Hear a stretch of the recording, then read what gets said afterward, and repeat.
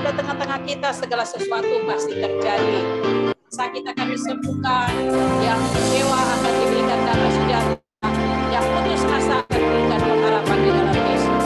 Dan biarlah pada sore hari ini, walaupun kita hanya bertemu secara di udara, tapi kita percaya kuasa Allah tidak terbatas. Dia sanggup menjamah saudara dan saya.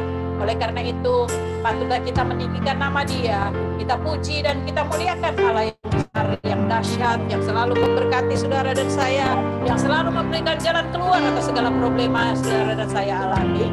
Mari kita tinggikan nama Dia. Sebelum itu, mari kita berdoa. Bapa dalam surga, kami ucap syukur, terima kasih Tuhan. Saatnya kami akan mulai ibadah kami. Tuhan, sebelum kami lebih jauh masuk dalam hadirat-Mu, Tuhan ampuni segala dosa dan kesalahan kami. Kuduskan kami agar supaya kami layak menghampiri Engkau ya Bapa. Terima kasih Tuhan, terima kasih. Kau jamah sinyal-sinyal yang ada agar supaya sinyal tetap berjalan dengan baik, sehingga kami semua yang hadir pada sore hari ini, kami dapat memuji, memuliakan nama-Mu, mendengarkan suara-Mu melalui hamba-Mu yang Kau percayakan menjadi salur berkat buat kami. Terima kasih Tuhan, terima kasih. Hanya di dalam nama Tuhan Yesus kami berdoa dan mengucap syukur. Sama-sama yang percaya katakan saya, amin.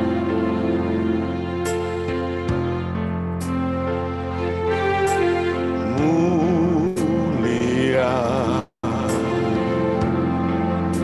sembah Raja mulia, bagi Yesus puji hormat dan kuasa.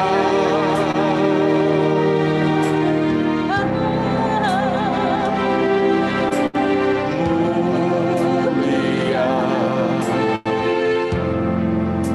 agung kerajaannya,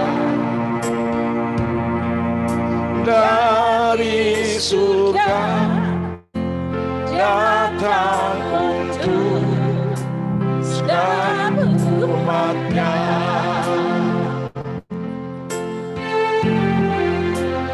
Dipuji, ditinggikan namanya Yesus.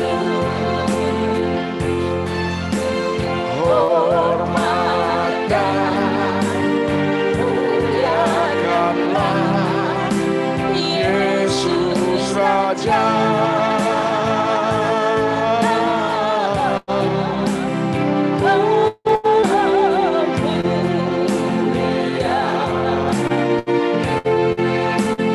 Sembah Raja mulia, Dia telah mati, dibangkitkan menjadi Raja. Mari kita katakan dalam bahasa Inggrisnya, Majesty, Majesty. Worship His Majesty. Unto Jesus be all glory, power, and praise. Oh, Majesty, Kingdom, authority, flow from His throne unto His Son, His anthem praise. So exalt, lift up on high the names of Jesus. Magnify, come glorify Christ Jesus the King. Oh, majesty, worship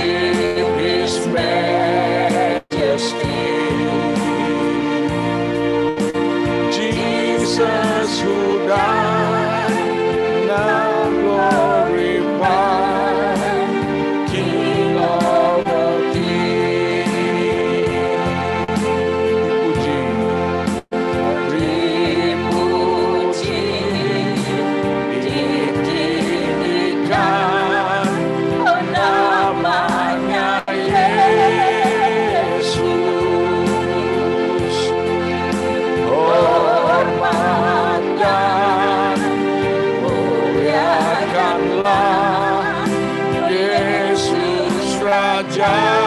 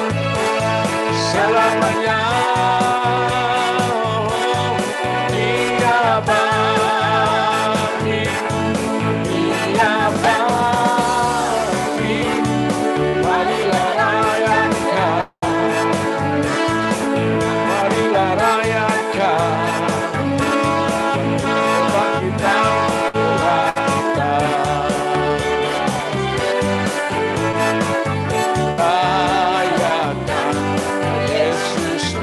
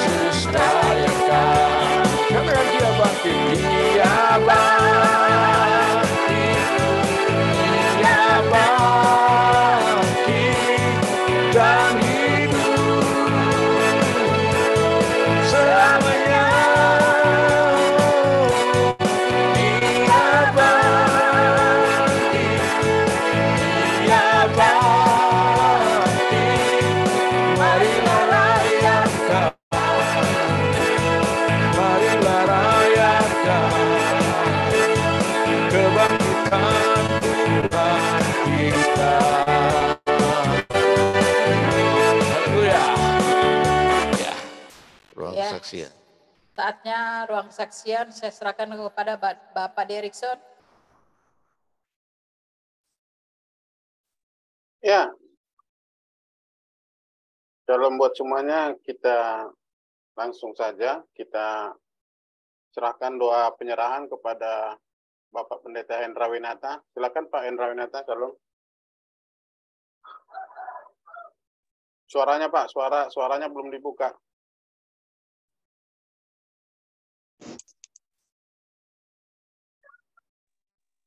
Oke, kita doa ya. Bapa kami yang bertata dalam surga, Tuhan terima kasih pada sore hari ini menjelang malam. Engkau berkati pemimpin ministry ini Tuhan. Biar kami boleh duduk diam mendengarkan firman-Mu dan menjadi berkat bagi banyak orang ya Bapak. Kiranya Engkau terus pimpin kami dari awal hingga akhir Tuhan. Dan segala kuasa iblis dan roh jahat ingin mengganggunya, mentok, hancurkan di dalam nama Yesus. Kau berkati ya Bapak. Lebih lagi pada Dr. Kasan yang akan menyampaikan firman-Mu, urapi bibirnya Tuhan agar ia boleh menjadi saluran berkat buat kami semuanya. Dalam nama Yesus, haleluya, amin. Amin. Ya, kita akan mendengarkan firman Tuhan, berkat bahkan juga isi hati Tuhan yang akan disampaikan oleh hambanya yang sudah lama tidak muncul selama tahun baru Pak Dr. Kasan. Ya, karena tahun yang lalu ya 1 tahun sudah kita nggak berjumpa. Ya, dengan tema LGBT ciptaan Tuhan kah? Ya, kita sambut dengan satu pujian, kita mendengarkan firman Tuhan. Tuhan memberkati. Silakan Pak Pendeta Arifat dan Ibu Ivon, shalom. Puji Tuhan. Saatnya kita akan mendengarkan suara Tuhan. Apa yang menjadi isi hati itu dia akan sampaikan buat saudara dan saya. Oleh karena itu siapkanlah hatimu. Allah akan berbicara kepadamu. Allah yang ajaib akan selalu memberkati saudara dan saya. Biar kuasa, urapan, otoritas, hikmat daripada Tuhan menyertai hambanya. Supaya setiap perkataan yang keluar dari bibir lidah hambanya berasal daripada Tuhan. Sehingga kita semua diberkati.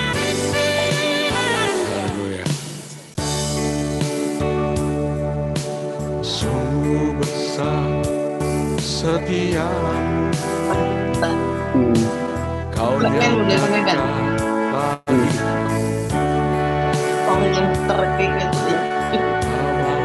yang selalu mengerti isi hatiku. Kemuliaan-Mu kau janjikan, aku tetap percaya janji-Mu ajaib terukir dalam kehidupanku. Berserah di dalam kekuatan, hanya Kau segalanya bagiku.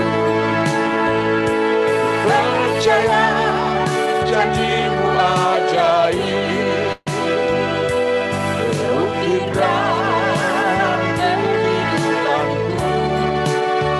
Ku berserah di dalam kekuatan-Mu. Ku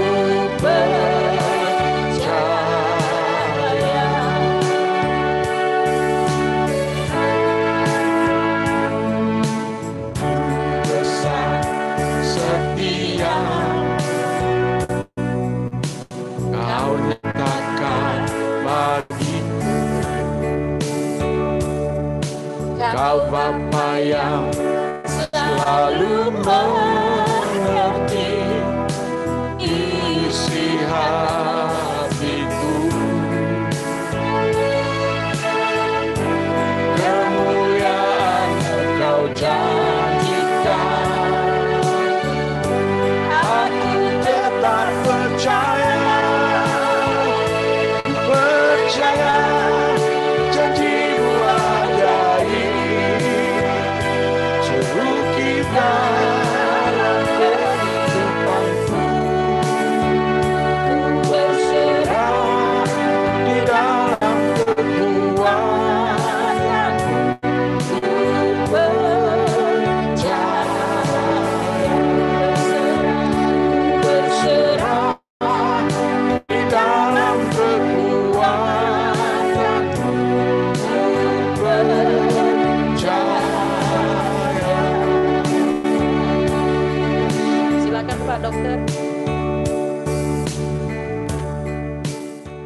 Shalom, makasih semuanya. Selamat sore. Selamat sore, Pak. Terutama Pak Komingguan sama Pak Hendra, sama Pak Deriksen yang itu. Hari ini saya akan bawa tentang LGBT. Saya share.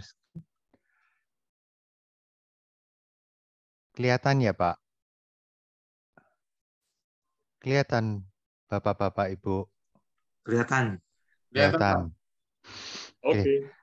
LGBT ini terakhir memang banyak ya. Terakhir kita ngelihat ada orang yang ketangkep di satu perkumpulan di Jakarta pernah, di Surabaya juga, kemudian di luar negeri banyak beberapa gereja yang melakukan. Nah, kalau ditanyain kenapa seperti itu, ya saya ceritakan. Apakah memang genetik? Nanti pun saya ceritakan. Ini saya kasih satu gambar LGBT. Itu lambangnya seperti ini. Seperti rainbow. Jadi dia tidak artinya dia gembira, dia tidak peduli dengan ikatan apapun, terutama tentang seks. Ini adalah lambang dari LGBT. Nah, LGBT ini sekarang pun merambah ternyata di mana-mana. Apakah, yaitu pertanyaan, apakah karena turunan, nah, tapi orang tuanya tidak ada yang seperti itu LGBT. Nanti saya ceritakan istilah apa sih itu LGBT. Sebetulnya lesbian, biseksual, gay, lesbian, gay, biseksual, dan transgender. Masih ada satu queer. Itu ada seperti itu. Dan terakhir ditambah plus. Nah, kalau ditanyain apakah LGBT itu apa sih? Itu adalah kepuasan seks dari orang-orang. Yang mana mereka mencari kepuasan dirinya. Kalau menurut mereka itu memang ada seperti itu. Yang kedua, ya kalau saya pernah melakukan dengan beberapa teman ya konsultasi karena saya melakukan konseling secara hipnoterapi. Di sini saya kasih ada sekadu Bu siapa sih? Sebentar saya sampai lupa ya. Diana itu pengajar konseling secara online, konseling postural konseling. Nah, bukan promo ya, karena dia teman saya juga, kita ngonselingin. Kalau ditanyain, saya pernah punya dengan teman-teman 27 kasus LGBT. 5 orang terjadi sesudah nikah. Dia udah punya anak. Yang lainnya masih remaja yang belum nikah segala macam. Nah, ternyata kejadian di LGBT ini memang benar satu kepuasan. Nanti saya cerita kenapa kok sampai seperti itu. Kedua, karena kepahitan. Kepahitan ini saya cerita aja karena nggak ada di dalam topik di pembahasan yang di bawah. Kepahitan itu peran orang tua itu sangat dibutuhkan. Kalau misal papanya nggak ada, itu idola papanya nggak ada. Akhirnya kalau untuk perempuan dia bisa jadi istilahnya memang lesbi atau lebih ke maco badannya karena dia merasa ingin melindungi mamanya. Itu ya kalau idola yang salah.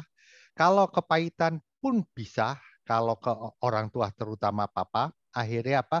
Dia benci. Akhirnya jadi lesbi. Kalau ke mama, itu anak laki-laki, kalau dia ngidolakan mamanya, papanya nggak ada idolanya, dia menjadi seorang gay biasanya. Dan kalau kepahitan sama mamanya, dia akhirnya pun jadi gay. Itu ceritanya kalau dari keluarga. Makanya keutuhan keluarga, keharmonisan keluarga itu sangat dibutuhkan. Nah, ada lagi kemarin saya nemukan, ini salah satunya ada katanya bendera-bendera LGBT ya. Ada yang ini. Saya kurang tahu, tapi yang saya tahu cuma satu ini aja. Itu ceritanya. Nah, sekarang apakah LGBT itu? LGBT itu kalau sebetulnya dari kedokteran, itu termasuk orang yang kelainan jiwa.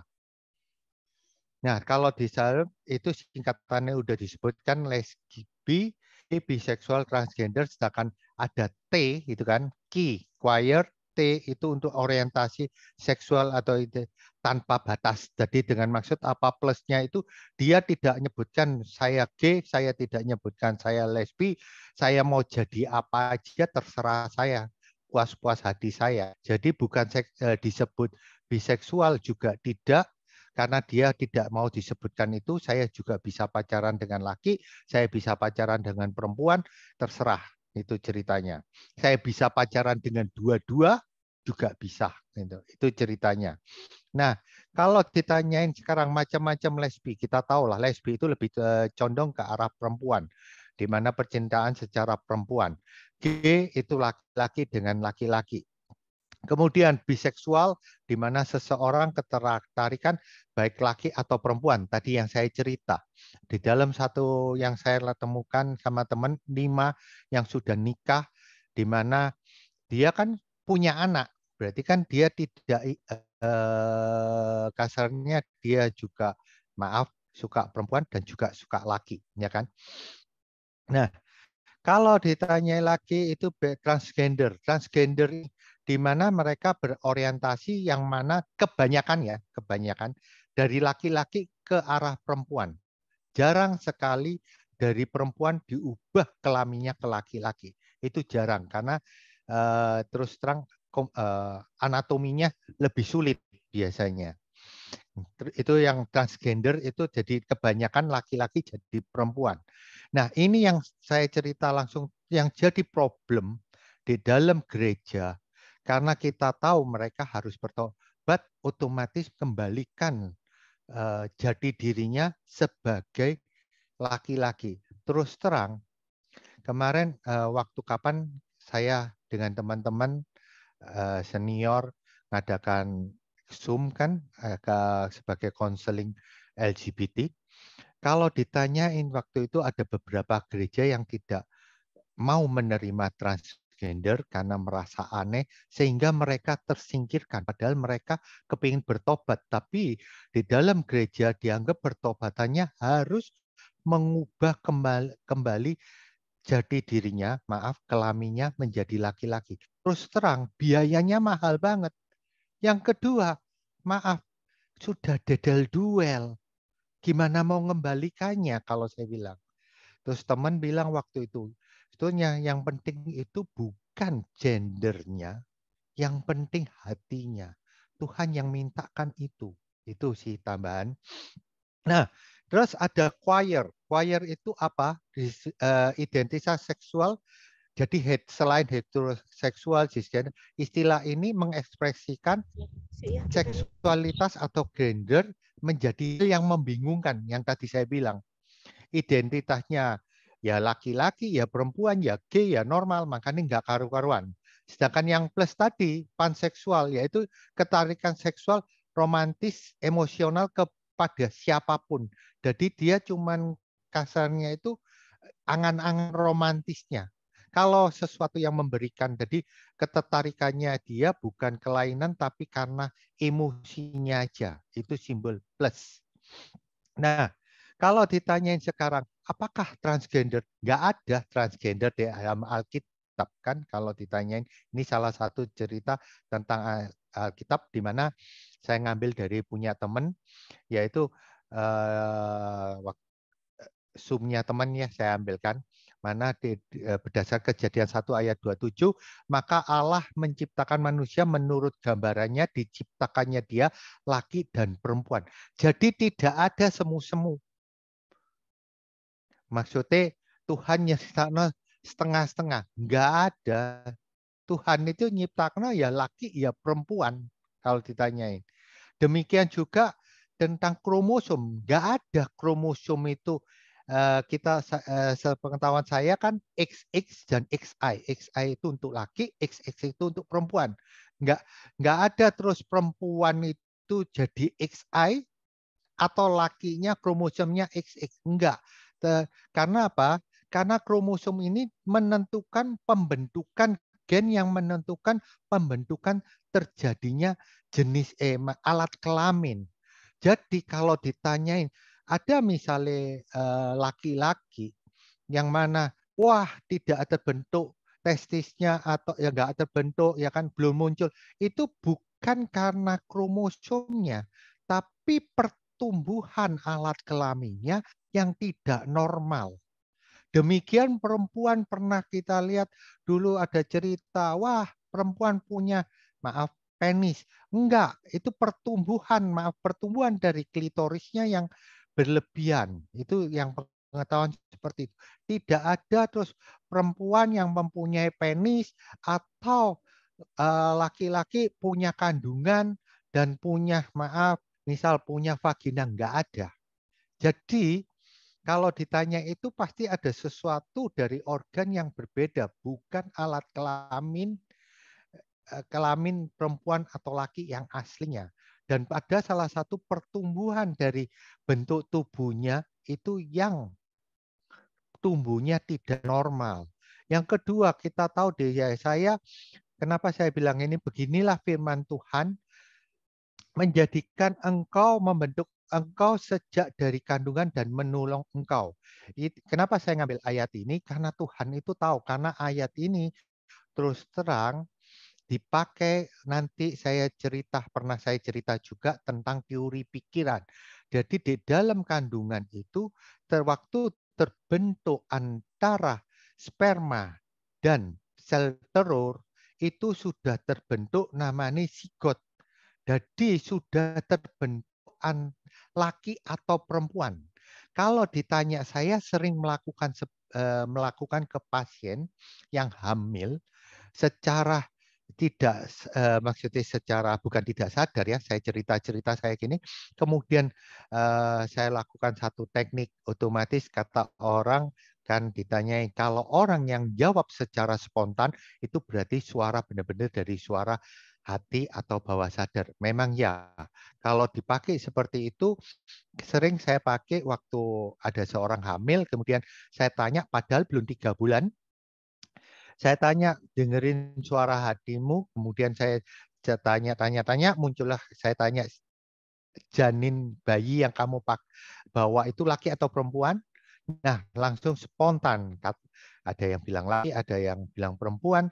Hampir boleh dikata 90% benar.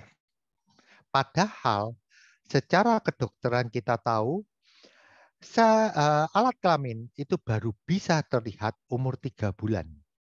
Nah, tapi saya bilang Tuhan itu udah bentuk dari awal.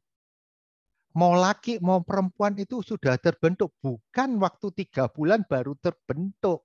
Enggak, dari awal itu sudah terbentuk, sudah menyatu kedua gen. Jadi enggak ada setengah-setengah, itu enggak ada ceritanya. Ya laki atau perempuan itu ceritanya. Nah, sekarang saya cerita banci. Dalam kamus bahasa Indonesia, laki-laki bersifat perempuan atau perempuan yang mempunyai perangkaian seperti laki-laki. Kalau perempuan seperti laki-laki itu sebetulnya orang bilang macho sebetulnya kalau ditanyai. Nah, kalau ditanyai apakah banci itu ada, ini berdasarkan 1 Korintus 6 ayat 9 sampai 10 saya bacakan. Atau tidak tahukah kamu bahwa orang-orang tidak adil tidak akan mendapat bagian dari kerajaan Allah? Janganlah sesat, orang cabul, saya ngambil dari bahasa aslinya, pornos, penyembahan berhala, orang berzina, moikos, banci, malakos, berarti ada waktu zaman perjanjian baru sudah ada, dan organ pemburit itu sebetulnya untuk G, ya. Itu G sudah ada karena pemburit itu dari belakang, katanya seperti itu. Para pelaku homoseksual, kemudian pencuri, orang kikir, pemabuk, pefitnah, penipu, tidak ada bagian dalam kerajaan Allah. Ada, tapi orang-orang mereka yang mana saya sebutkan, mereka yang bukan ciptaan, tapi dari lingkungan yang ada. Jadi banci itu tidak ada, walaupun laki bergaya perempuan tetap laki, atau perempuan bergaya lelaki itu tetap saja perempuan. Jangankan mengaitkan dengan antara gaya muncul berbagai faktor terhadap lingkungan seolah-olah gendernya lain. Lalu dihubungkan dengan hubungan seksual, itu adalah satu kesalahan yang besar. Kemudian, nah, Sekarang saya cerita LGBT dapat dari mana? Yang utama itu adalah lingkungan. Itu pasti saya bilang. Tadi kita udah lihat Tuhan sudah menciptakan bukan. Kemudian dari penelitian kedokteran pun sama, ada 2 kalau nggak salah, terutama luar negeri pun menyebutkan mereka waktu dites mereka yang homo maupun yang transgender maupun yang lesbian, waktu dites itu kromosomnya tetap kromosom XX atau XY untuk laki. Nggak ada yang campuran. Terus perempuan kromosomnya jadi misalnya gini, laki yang jadi perempuan ternyata dites XX, enggak, tetap kromosomnya XY. Atau perempuan yang menjadi lesbi, yang istilah ada perempuan itu memang 2, laki ya 2, sebagai di pacaran laki-laki ya, ada 1 yang jadi perempuannya, yang 1 jadi lakinya. Yang kedua, ada yang dari lesbi, yang 1 jadi lakinya, biasanya lebih ketara, rambutnya lebih maco, betul maco. Kemudian yang perempuannya tetap perempuan. Nah, kalau di tes yang perempuan yang tadi rambutnya pendek, itu kromosomnya XX. Jadi penyebabnya apa? Yang utama adalah faktor lingkungan. Memang ya, itu yang utama kalau ditanya, karena lingkungan sekitarnya.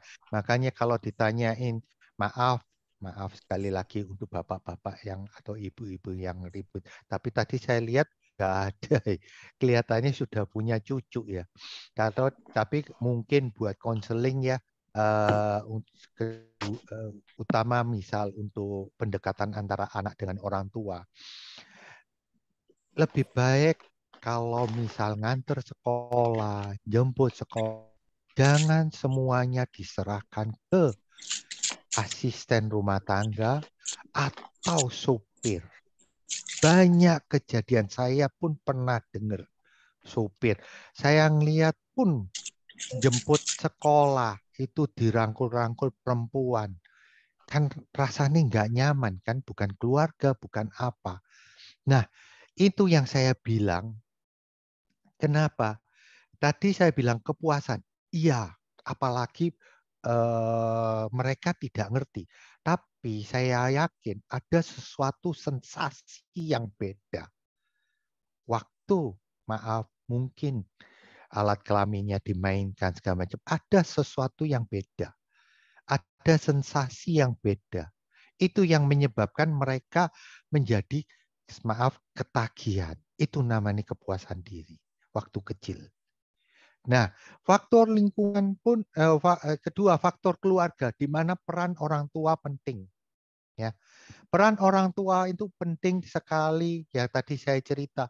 Yang kedua, yang utama, maaf sekali lagi saya minta maaf. Kadang orang tua itu kepingin anaknya laki atau ibunya laki. Kemudian udah dibayang-bayangkan laki. Nah, ini tadi saya bilang. Waktu di dalam tadi di ayat Yakobus tadi ya, itu saya bilang Tuhan itu udah bentuk pertama kali antara sperma dan telur itu sudah terbentuk namanya sigot, dan di sanalah udah terbentuk data. Apa yang dirasakan orang tua itu masuk ke bayinya walaupun masih berupa janin. Kita ingat Elizabeth, Ibu Yakobus. Ibu Yakobus, Elizabethnya begitu gembira melihat Ibu Maria, Ibu Yesus, bergejolaknya bayi di dalam kandungan. Berarti apa yang dirasakan ibu itu masuk ke bayi. Demikian pula ibu kalau benci dengan suami, pasangannya, otomatis itu pun dirasakan oleh janin. Itu sudah menjadi data. Nah, nanti saya cerita berikutnya. Nah, yang ketiga itu adalah faktor genetik. Kalau ditanyai, loh tadi dokter bilang nggak ada faktor genetik. Saya kemarin juga sama. Faktor genetik itu penyimpangan dapat terjadi adanya faktor keturunan dari keluarga sebelumnya juga menunjukkan pelaku penyimpangan. Sebetulnya bukan genetik istilahnya, epigenetik.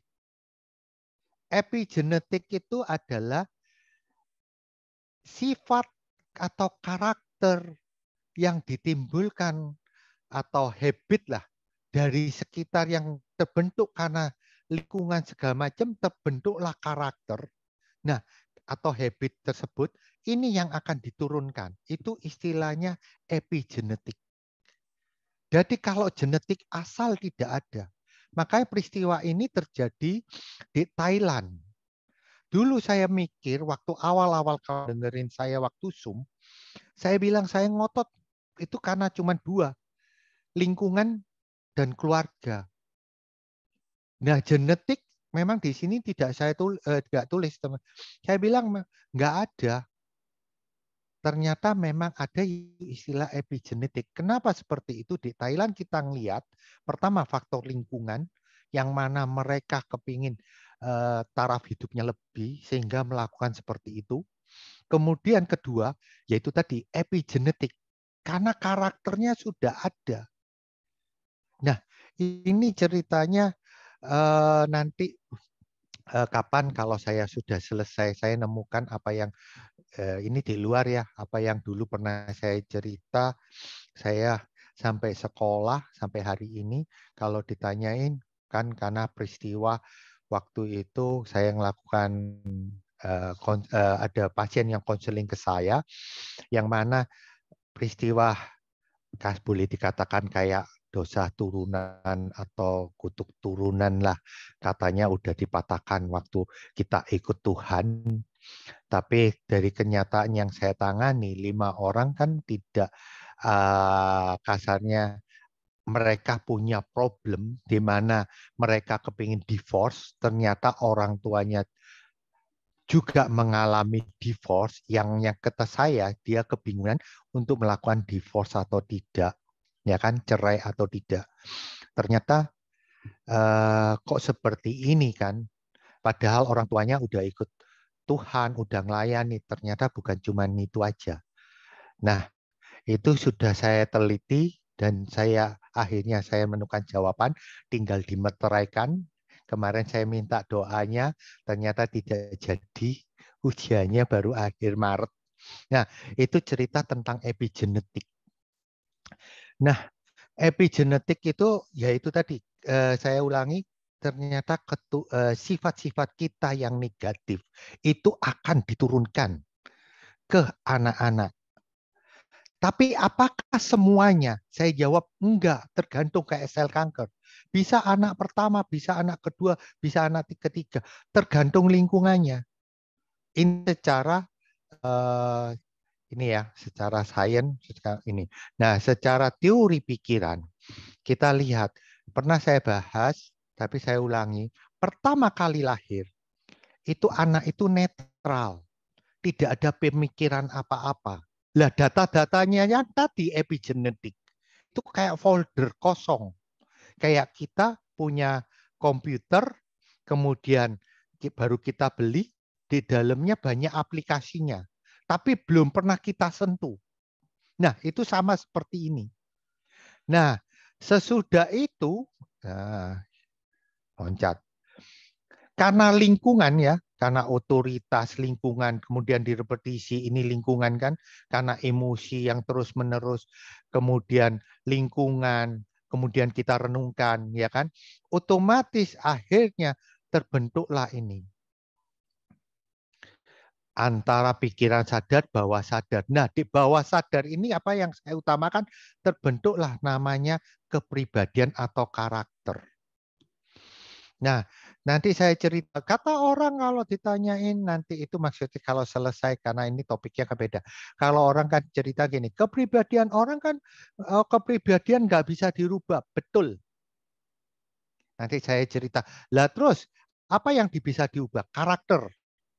Lah karakter ada di mana? Bukan di kepribadian. Karakter merupakan salah satu bagian dari kepribadian. Nah, nanti itu saya ceritakan lebih lanjut. Ben, saya kata Pak Derikson biar ketemu lagi ya Pak ya. Nah, tadi saya bilang, Kalau kejadian dari nol, kemudian misal dia kepahitan, otaknya yang dipakai, segala macam, otomatis tambah lama tambah besar dia kepahitan. Kalau dirasakan dia kepuasan, kemudian lingkungannya yang dukung segala macam, akhirnya jadilah, dengan maksud saya cerita kayak tadi, utamanya tadi orang tua yang mana kepingin anaknya laki, ya kan? Dia udah ada data, kan kosong, udah ada data. Kemudian lahir, ya kan? Kemudian engkongnya, kakek neneknya, wah, memperlakukan seperti laki-laki. Kadang ada disuruh bantuin bengkel, ya kan? Ngambil alat-alat segala macam, maku. Kemudian ibunya dipotong pendek. Ada, saya pernah punya itu klien seperti itu, ya kan? Terus akhirnya saya bilang jangan dilakukan. Tapi waktu itu anak lakinya yang maksudnya diikutkan nari, diikutkan fashion lah segala macam. Saya bilang hati-hati kalau dilakukan seperti itu, rambutnya dipanjangin segala macam. Hati-hati kalau punya bakat, saya bilang. Tapi saya rasa semua di dalam diri manusia itu ada. Kenapa saya bilang seperti itu?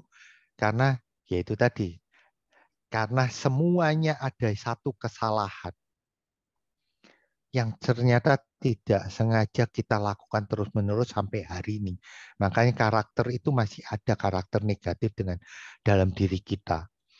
Nah, terus apa yang harus kita lakukan? Cuma satu. Terus terang, saya jawab, ikut Tuhan. Apa yang harus kita lakukan? Jadi manusia baru, benar-benar manusia baru. Bukan manusia suam-suam kuku. Nah, bukan berproses dari manusia lama menjadi manusia baru. Tapi benar-benar manusia baru yang levelnya tumbuh, karakternya tumbuh. Bukan jatuh bangun, istilah tobat tomat, tobat kumat, enggak. Nah, itu cerita seperti itu. Kalau terus-terusan dilakukan, maaf keluar dari topik. Kalau dilakukan terus-menerusan segala macam sehari-hari lingkungan, akhirnya dia merasa dia itu laki kalau tadi itu ceritanya, atau dia merasa perempuan karena orang tua saya melakukan seperti itu gitu loh. Jadi orientasinya dia udah berubah, bukan karena kesalahan genetik, yaitu kesalahan orang tua. Yang kedua, kalau kepuasan, ya kan, dia tidak ada data apapun anak-anak. Nah, waktu misal, makanya saya hati-hati kalau tadi diserahkan semuanya ke pembantu. Nanti saya cerita, wah tambah banyak Pak Deriksen. Ada 6 tipe orang tua. Nanti kapan saya cerita 6 tipe orang tua. Nah, salah satunya itu semuanya diserahkan, itu istilahnya dry clean. Nah, itu diserahkan semuanya pembantu, urusan antar jemput segala macam. Dia misal terjadi pelecehan seksual, dia merasanya enak dan kan terus-terusan. Dari misalnya SD, SMP, tetap dengan orang yang sama atau di dalam keluarga. Maaf, saya sekali lagi banyak kita lihat kan dari keluarga sekitarnya, pamannya, ya kan, sepupunya, keponaannya. Dia takut ini kan otoritas. Karena takutnya kemudian dia lakukan ada dua, dia kepahitan atau dia merasakan kenikmatan. Sehingga menjadi seperti itu. Ini untuk laki maupun perempuan, bukan lesbi atau ini ya. Kadang, kadang kenapa ada orang laki-laki yang mana mereka suka kasarnya perzinahan maupun perempuan, itu sama. Dilakukan oleh laki-laki merasa nyaman. Terus laki-laki dilakukan oleh pembantu perempuannya merasa nyaman. Nah, itu bisa akhirnya melakukan seperti itu. Jadi perzinahan, kemudian LGBT itu bisa terjadi kalau ditanya. Nah, kemudian saya bilang, nah ini kan lagunya James Brown, I feel good, I know I would, now I feel good. Merasa nyaman, dia tidak peduli yang lainnya kalau ditanyain. Dia pokok aku merasa nyaman, aku merasa bahagia, aku kan tidak melakukan yang lainnya, aku kan tidak mengganggu yang lainnya. Makanya kalau ditanyai agak susah kalau ditanya hukum-hukumnya, makanya mereka melakukan mencari celah ya kalau ditanyai. Mau dihukum, memangnya mereka mengganggu apa? Kan nggak ada yang mengganggu sebetulnya. Gitu. Makanya digodok mencari pemerintah mencari undang-undang yang benar. Kalau ditanyain teman saya ada dia dari hukum, tulisannya kalau nggak salah kasarnya itu kalau nggak salah dilakukan hukum pidana kasarnya kayak pamer, kasarnya seperti itu. Melakukan pelakuan seksual ya, memamerkan seperti itu ada hukumnya. Nah, kemudian kalau ditanya mereka puas, iya, ya kan, nyaman, iya, nikmat, iya, karena dihubungkan dengan perilaku seksual ini tadi, merasa nyaman, merasa ini, sehingga dia merasa tidak mengganggu siapapun, kan itu untuk diri mereka sendiri kasarnya gitu. Nah, padahal faktor kenyamanan itu ada 3. Kita merasa nyaman, saya memilih apa yang dilakukan, yang terutama tetap di dalam spirit, di dalam Tuhan itu merasakan. Emosi orang yang berdosa berbeda dengan emosi yang sudah lahir baru. Saya bilang tadi kan, emosi orang berdosa dipengaruhi oleh sifat daging, keinginan. Emosi orang yang ditebus itu dipengaruhi oleh Roh Kudus. Seperti kemarin saya cerita karakter, kalau nggak salah, emosi yang menimbulkan good feel adalah tindakan dan pemikiran yang benar. Nah, pemikiran manusia kalau saya cerita secara saya bilang dikembalikan ke gereja, yaitu kita kenalkan Yesus, kita kenalkan Roh Kudus, bahwa kita udah diperbarui, ya kan, sehingga pikiran lemah itu dikuatkan, pikiran lemah itu akan diceritani kasari mentoring spiritual, itu yang harus dilakukan. Nah, itu di dalam secara Kristen, secara pastoral counseling, ini yang harus kita lakukan bagi mereka. Jadi kita tidak semerta-merta mereka datang ke gereja segala macam, tapi kita ngajarin mereka supaya benar-benar bertobat apa yang mereka lakukan. Jadi benar-benar apa yang mereka inginkan harus dimentor. Jadi istilahnya mereka itu sakit. Kan tadi saya bilang dari kedokteran itu adalah kelainan jiwa. Makanya kita harus menolong, bukan malah menyingkirkan. Banyak orang merasa jijik, merasa sungkan, segala macam. Ya, seperti itu. Tapi kita sebagai orang Kristen, kita harus nolong mereka karena mereka sakit. Cuman ada satu yang saya cerita. Kenapa saya bilang? Hati-hati Bapak-Bapak, Ibu-Ibu. Karena saya mendirikan yayasan kemarin ya, di dalamnya ada grup. Kadang memang kita harus waspada. Kenapa saya bilang gitu? Ternyata ada beberapa orang itu tidak benar-benar bertobat kalau kita nggak mentoring. Oh ya, kita terima aja. Kita otomatis kita mentoring itu sebetulnya sambil kita jaga-jaga. Kenapa saya bilang gitu? Di dalam grup saya kemarin, ternyata ada orang yang nyari mangsa. Karena grup kita untuk mereka yang lesbi atau gay yang ingin sembuh. Ternyata di dalamnya ada namanya, ya istilahnya predator ya. Mereka nyari mangsa. Siapa yang kira-kira nggak bertobat? Siapa yang bisa dirayu? Jadi ceritanya di grup itu kemudian di WA satu-satu ternyata. Nah, makanya kalau ditanyai untuk sementara, maksud saya, ya kita mentoring mereka secara spiritual pasti. Kemudian kita jaga diri, kita lihat perkembangannya mereka.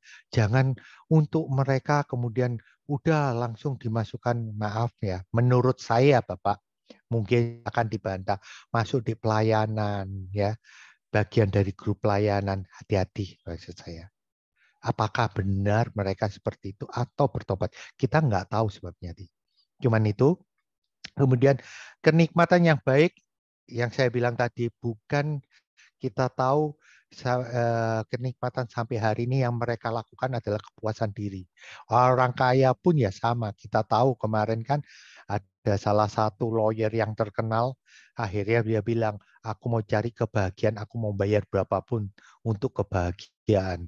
Padahal kebahagiaan apabila kita dipimpin oleh Roh Kudus, ya kan, akan bebas dari terikatan semuanya, dan ia akan melihat dunia itu sudah kosong, dari udah bersih dengan dirinya sendiri, ya kan. Nah, akhirnya dia udah sadar akan dirinya sendiri. Itu yang utama. Orang yang mengenal Allah dengan dunia megah itu tanpa buram, tanpa bahkan kosong, gak ada gunanya karena kebahagiaan hanyalah kepada Tuhan. Tetapi orang yang belum mengenal Allah dengan baik, melihat dunia itu gemerapan. Nah, itu mereka yang dilakukan. Nah, cuman ini yang dapat saya sampaikan Bapak tentang LGBT, yang mana jadi sebagai wawasan bahwa LGBT bukan karena apa namanya genetik yang genetik, tapi epigenetik lingkungan. Nah, kalau ditanyai apakah bisa berubah, sekarang ditanyain tetap apakah segala macam anaknya seperti itu lah, anaknya udah besar, ya kan. Misal kemarin itu kalau nggak salah saya konseling kemarin, anaknya umur 18. Orang tuanya bingung. Terus saya bilang, terus gimana? Ya anaknya kan nggak bisa diomongin. Ya satu-satunya cara ya bapaknya, orang tuanya, mesbah keluarga, bertobat, sisanya biar Tuhan yang menentukan. Asal kita mau bertobat, kita tahu dari banyak contoh di mana satu bertobat, satu keluarga bertobat, orang anaknya bertobat, kakeknya pun bertobat. Itu kenapa seperti itu? Karena kita sama-sama anak Allah. Cuman itu yang saya sampaikan. Terima kasih Pak. Dari salam semuanya Bapak-Bapak, Ibu-Ibu. Ya, terima kasih Pak Dokter. Silakan ditutup dalam doa Pak.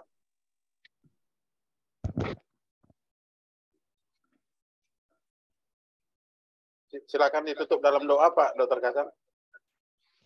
Oke. Ya Tuhan, terima kasih banyak pada sore hari ini. Kami dapat mendengarkan sebagian dari firman-Mu ya Tuhan. Kami lebih mengenal akan sesama ya Tuhan. Di mana semua adalah cipta-Mu yang mulia.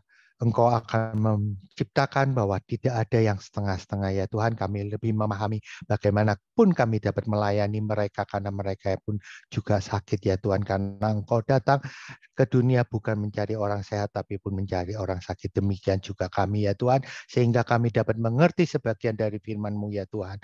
Berikanlah kami kekuatan sehingga kami dapat melayani mereka tanpa adanya diskriminasi, tanpa adanya penghakiman ya Tuhan.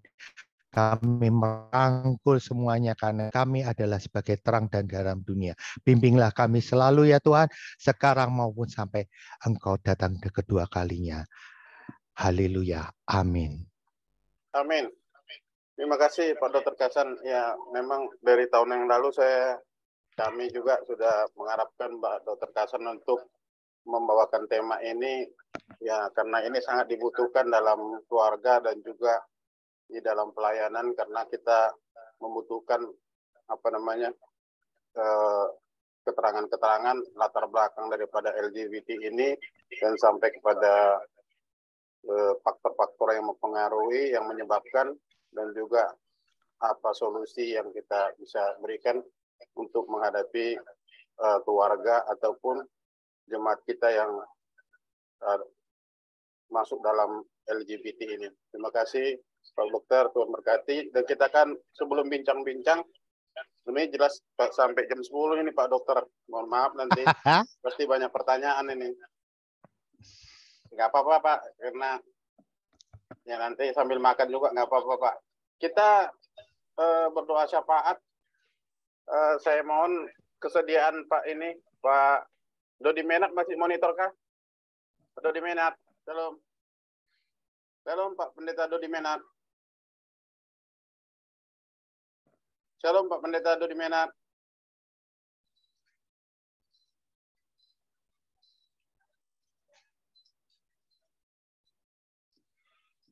Ya, nggak monitor ya.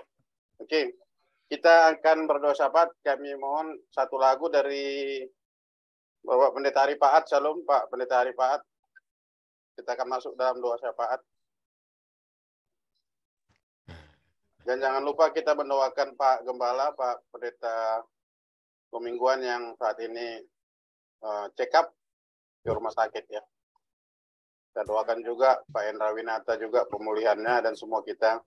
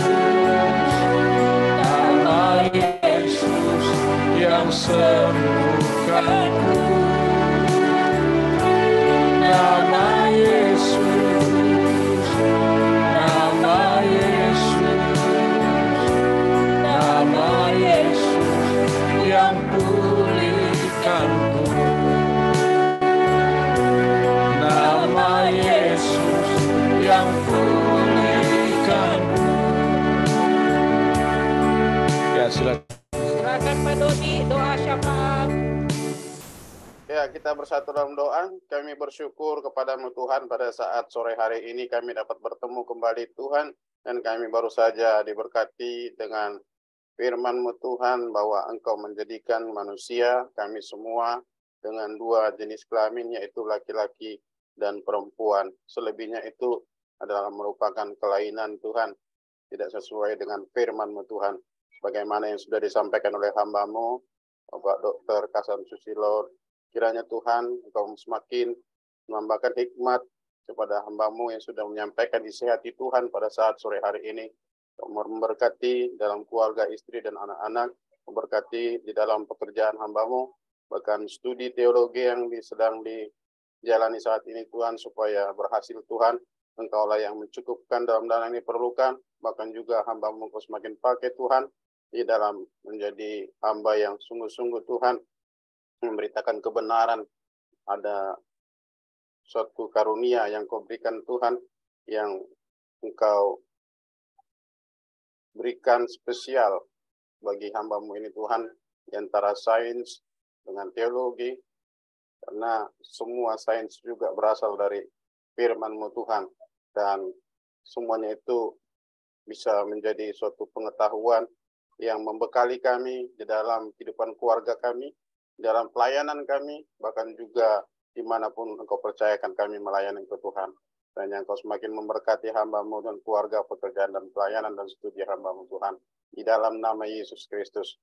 Kami juga berdoa Tuhan buat hamba-Mu, Bala Family Ministry, berkati Bapak Pendeta Komingguan yang saat ini dalam perjalanan ke rumah sakit Tuhan untuk check up masalah jantung atau apapun semua Tuhan, gangguan, kelemahan daripada tubuh, daripada hamba-Mu ini Tuhan. Kami mohon kepadamu Bapa, Allah yang Maha Kuasa, Allah yang menjadikan kami, Allah yang menjadikan hamba-Mu, Bapak Pendeta Komingguan Tuhan, dan yang Kau jamah dari ujung rambut sampai ujung kaki Tuhan. Engkau yang telah menjadikan, Engkau lebih tahu juga Tuhan tentang kelemahan yang terjadi Bapa. Kiranya kesembuhan daripadamu, bahkan dokter dan pihak medis yang ditemui juga Engkau tambahkan hikmat, peralatan, obat-obatan yang dimakan, diminum, dipakai, semuanya Engkau jamah Tuhan menjadi kesembuhan bagi hamba-Mu Tuhan. Kami yakin Tuhan bahwa hamba-Mu akan sehat kembali Tuhan, dan Engkau kuasai pikiran hamba-Mu Tuhan. Kau ingatkan selalu atas kebenaran firman-Mu, bahwa kami punya Allah yang luar biasa, Allah yang ajaib, Allah yang sanggup menyembuhkan kami. Berkati juga istri, anak-anak, cucu, menantu, dimanapun berada, Kau berkati. Berkati juga Bapak Pendeta Hendra Winata Tuhan, berkati istri, anak-anak, cucu, menantu, dimanapun berada, bahkan hamba-Mu juga Tuhan, yang masih dalam pemulihan saat ini, Engkau jamah Tuhan dari ujung rambut sampai ujung kaki, di bagian mana yang masih terasa sakit Tuhan yang mengganggu aktivitas hamba-Mu Tuhan, kiranya Engkau lah sembuhkan, karena Engkau yang menjadikan hamba-Mu Tuhan. Kami mohon Bapa, dalam terapi, dalam pengobatan, apapun yang dilakukan hamba-Mu, Engkau yang jamah Tuhan, obat yang dimakan ataupun yang dikonsumsi, kiranya jamah menjadi kekuatan kesembuhan bagi Bapak Pendeta Hendra Winata Tuhan. Kami percaya hamba-Mu akan sembuh dan akan dapat melayani kembali Tuhan. Karena kerinduan kami Bapa, kami dapat bertemu muka juga Tuhan. Suatu saat kami akan dapat bersama-sama melayani bersama dengan hamba-Mu, Bapak Pendeta Komingwan, Bapak Pendeta Hendra Winata. Terima kasih juga Tuhan. Kami berdoa buat semuanya kami yang ada di family ministry ini Tuhan. Kiranya Engkau-lah yang menyatukan kami Tuhan. Kami sadari Bapak bahwa satu dengan yang lain, sebagaimana bambu yang saling berdekatan selalu bergesekan jika ada angin Tuhan. Kami percaya juga Tuhan bahwa di dalam kehidupan kami, semakin dekat kami, maka akan semakin terjadi gesekan Tuhan. Namun jika ada gesekan yang negatif Tuhan, kami percaya Engkau ada di tengah-tengah kami, Roh Kudus-Mu yang akan memimpin kami untuk menyelesaikannya Tuhan. Kiranya biarlah Engkau terangi hati kami, Engkau memberikan kelembutan hati bagi kami Bapa, untuk Tuhan saling merendahkan diri, saling mengampuni, dan saling memaafkan satu sama lain Tuhan. Tuhan, kami tidak ada yang benar, tidak ada yang bisa kami sombongkan, tidak bisa kami banggakan selain daripada Engkau Yesus yang telah pilih kami Tuhan, yang telah memanggil kami Tuhan menjadi hamba-Mu Bapa. Karena itu Tuhan, biarlah semua kesatuan hati daripada anggota family ministry, Engkau-lah yang membentuk. Karena semua ini bukan secara kebetulan Tuhan, tapi Engkau-lah yang menjadikan kami menjadi gereja-gereja tanpa tembok Tuhan, yang bisa disaksikan oleh seluruh dunia Tuhan. Terima kasih Bapa yang baik, biarlah semua yang kami dengarkan firman Tuhan yang selama ini Bapa sampai hari ini dan esok, Tuhan, semuanya itu menjadi berkat bagi semua yang menyaksikan, dan terutama bagi kami sendiri Tuhan, dapat kami terapkan dan kami lakukan dalam kehidupan kami sehari-hari Tuhan. Terima kasih Bapa, lindungi semuanya kami Tuhan, di dalam keluarga kami, dalam pelayanan kami, bahkan juga di dalam setiap aktivitas kami Tuhan. Engkau-lah yang mencukupkan dalam setiap yang kami perlukan, karena Engkau yang memelihara kehidupan kami Tuhan. Dan janji-Mu Bapa ketika kami melayani Engkau Tuhan, Engkau menyertai kami senantiasa sampai kepada akhir zaman. Kami pegang janji-Mu, kami pegang firman-Mu Tuhan, bahwa Engkau tidak pernah ingkar janji Tuhan. Di dalam nama Yesus Kristus, Kau berkati semua anggota family ministry. Demikian juga kami berdoa untuk pemimpin negara kami ini Tuhan. Bapak Presiden, Wakil Presiden, para menteri, demikian DPR, MPR, juga kepolisian, TNI, semuanya Tuhan. Pihak hukum, Mahkamah Agung, Jaksa Agung, semuanya Tuhan. Dari pusat sampai ke daerah, gubernur, bahkan wali kota, bupati, sampai kepada RW, RT, semuanya. Engkau pimpin Tuhan, berikan hati yang takut akan Tuhan. Biarlah Tuhan Engkau campur tangan Tuhan, sehingga negara kami ini Tuhan dijalankan oleh orang-orang yang Kau pilih Tuhan, sehingga kami dapat menikmati bagaimana indahnya Tuhan campur tangan di negeri kami ini. Kami percaya Engkau mengasihi bangsa dan negara kami ini Tuhan. Kami percaya itu Bapa, karena itu kami sudah menikmati pembangunan-pembangunan yang terjadi di negeri kami ini Tuhan. Karena itu kami berdoa, jika ada pengacau-pengacau maupun teroris yang mengganggu keamanan di Indonesia ini Tuhan, kami tolak, kami usir. Kami mohon Bapak, Engkau Allah kami, yang memberikan pertobatan bagi mereka semuanya Tuhan, sehingga mereka berbalik dari jalan-jalan yang sesat, di dalam nama Yesus Kristus. Hanya semua pemberontak, teroris, dan pengacau, provokator dapat bertobat dan hidup di dalam jalan-Mu Tuhan. Dan yang ingin kami doakan Tuhan, terutama juga Bapak, kami dengar ada juga saudara-saudara kami dari Indonesia yang terkena bencana di Turki Tuhan, gempa bumi. Kami berdoa buat semuanya yang ada di sana Tuhan, yang sudah meninggal dunia, Engkau tolong keluarga, Engkau hiburkan Tuhan. Bahkan juga negara Turki juga, kami berdoa supaya bisa Tuhan menerima kenyataan ini dan memperbaiki apa yang sudah rusak Tuhan. Kiranya biarlah tangan kuasa-Mu yang menolong mereka untuk kembali pemulihan di negara mereka Tuhan. Terima kasih juga, kami juga berdoa buat Indonesia ini, jauhkanlah dari segala bencana Tuhan, dan ketika kami menghadapi semuanya itu, kami percaya hidup kami ada dalam tangan-Mu Tuhan. Kami hanya dapat berserah dan berdoa kepadamu. Terpujilah Engkau Tuhan, kami serahkan hidup kami, dan kami serahkan juga acara kami selanjutnya ke dalam tangan-Mu. Biarlah Engkau yang pimpin kami, Engkau yang terangi hati kami dengan kuasa Roh Kudus-Mu. Biarlah firman-Mu menjadi kekuatan dalam hidup kami. Sebab firman-Mu adalah pelita bagi kaki kami dan terang bagi jalan kami. Kami percaya Engkau mendengarkan doa-doa kami. Di dalam nama Yesus Kristus, kami telah berdoa dan bersyukur kepadamu. Terpujilah Engkau Tuhan saat hari ini kekal untuk selama-lamanya. Haleluya. Bapak Ibu yang dikasih oleh Tuhan, mari kita arahkan hati kita kepada Tuhan dan kita terima berkat daripada Tuhan. Kita mengangkat tangan kita. Marilah Tuhan memberkati kamu dan menyinarkan wajahnya atas kamu. Tuhan Amin. Yesus menyertai hidup kamu. Anugerah Tuhan Yesus Kristus, kasih Allah Bapa dan persekutuan dalam Roh Kudus yang menyertai Amin. hidup kita dimanapun berada sekarang dan sampai selama-lamanya. Haleluya. Kita yang semua yang percaya Amin. katakan amin. Tuhan Amin. berkati kita. Terima kasih Bapak Dr. Kasan. Ya, saya sangat berterima kasih sekali karena ini yang saya nanti-nantikan, karena banyak sekali ini menjadi pembiaran karena orang nggak tahu menyelesaikannya gitu. Artinya udah memandang sebelah mata karena ini lebih parah dari narkoba. Kalau saya ini lebih parah dari narkoba. Kalau narkoba masih ada panti rehabilitasi untuk korban narkoba, pecandu narkoba. Tapi kalau pecandu daripada LGBT ini, dan kita juga kadang-kadang tidak tahu dia itu mengidap LGBT, kita nggak tahu. Kadang-kadang mereka sembunyi-sembunyi ya. Mungkin di Indonesia masih sembunyi-sembunyi, tapi di luar negeri sudah terang-terangan, bahkan sudah bukan rahasia umum lagi. Ya, kita lihat bagaimana pendetanya juga LGBT memberkati yang laki-laki menikah dengan laki-laki, yang perempuan dengan perempuan diberkati oleh pendeta. Ada gereja mereka gitu loh. Karena di negara Eropa dan Amerika itu kan negara liberal yang bebas beragama dan bebas tidak beragama. Jadi apapun seperti kata namanya tadi bahwa Dr. Kasan, selama itu tidak mengganggu ya, tidak mengganggu pemerintahan, tidak mengganggu ketertiban masyarakat, itu diizinkan oleh pemerintah. Tetapi itu sekarang di Indonesia kadang-kadang ada juga secara terbuka ditangkap. Kemudian apakah ada penyelesaiannya kita tidak tahu. Yang waktu itu rame-rame ya, para gay itu rame-rame ketangkap. Kita tidak tahu apakah mereka sudah berubah sekarang, kita tidak tahu. Nah, terima kasih Pak Dr. Kasan. Saya berikan kesempatan kepada hamba Tuhan untuk bertanya ataupun memberikan pendapat. Silakan buat hambanya Bapak Johan Sampiako.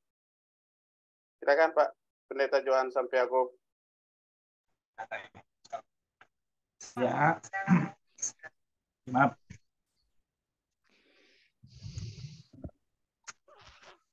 Lewat dulu. Kepada Ibu Pendeta Lydia, salam. Ibu Pendeta Lydia Jumali, salam Ibu.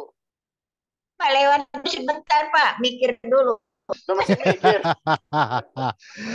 Pak Derikson, Pak Iya, Dokter. Sekarang, Oke, Pak Dokter. sekarang itu lagi musim, Pak. jalanan. Ya.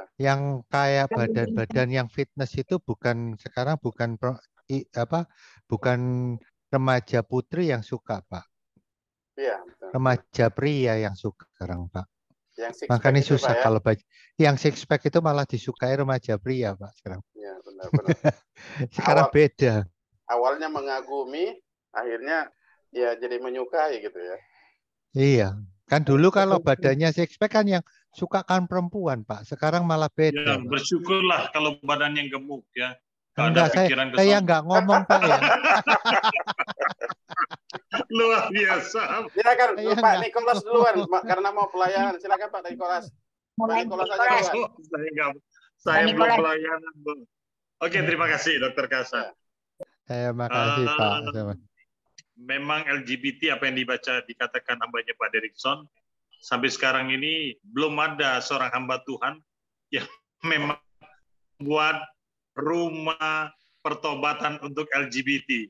Karena rata-rata mereka ketika mereka mempertobatkan, mereka jatuh ke dalam dosa, ya kan? Maka terseret ke arus LGBT itu, ya kan? Ada sekelompok di daerah zamannya itu saya pernah kasih tahu teman saya itu sekelompok rumah, satu rumah itu mereka mengadakan sebulan sekali di daerah Kuningan, itu kelompok LGBT, ya kan? Ya mereka melakukan ya seks bebas ya kalau seperti itu. Maka ini mungkin saya kenal itu 10 tahun yang lalu dikasih tahu. Tapi karena memang kita nggak pernah arahnya ke sana, nggak mikir. Tapi saya rasa berkembangnya LGBT ini luar biasa. Dan kira-kira di tahun kemarin itu ada seorang hamba Tuhan di daerah Menteng yang memberkati pernikahan LGBT. Nah, ini berbahaya sekali ya kan? Karena apa? Karena di dalam wawasan setiap orang bahwa LGBT ini adalah merupakan hal yang melawan kodratnya Tuhan, apa yang direncanakan Tuhan. Yang laki-laki berubah jadi perempuan, ya kan? Tapi yang perempuan berubah jadi laki-laki rasanya jarang. Nggak tahu Pak Johan itu pernah nggak? Bukan dokter Kasan yang tanya. Kalau perempuan jadi laki-laki, operasinya gimana itu dokter Kasannya? Saya belum pernah dengar juga. Saya juga belum pernah tahu, Pak, kalau ditanyai. Memang ada. Cuman maaf, Pak. Ini kan udah nikah semua ya. Nah, untuk ereksinya setahu saya mereka pakai alat. Ya, mungkin. Pakai alat di luar. Ya. Itu katanya seperti itu. Itu setahu saya. Terus sebagai tambahan, Pak, kalau ditanya kemarin, saya baru kemarin di November kalau nggak salah. Di Bali mungkin kan paling banyak ya, Pak. Maaf, bukan saya di sini kan. Ya, Bali. Nah, tapi kemarin itu saya dengar sudah ada satu gereja itu katanya seingat saya dia menyebutkan dia mengadakan misa tersendiri 50 orang itu LGBT yang mau bertobat. Jemaatnya udah 50 orang katanya.